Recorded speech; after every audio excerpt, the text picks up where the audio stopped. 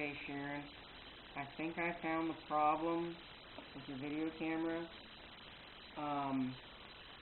It just has a bad connection. I'm going to go ahead and give you an example. If we connect it properly there and turn it over here, here's the battery, and plug the battery in like that.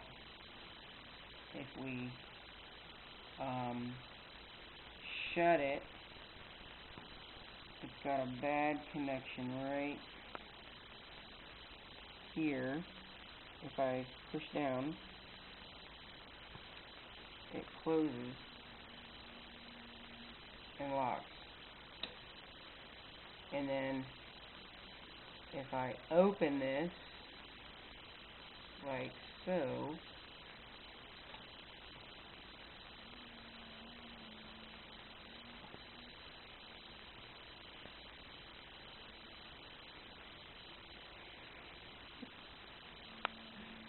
I'll try to fix it for you.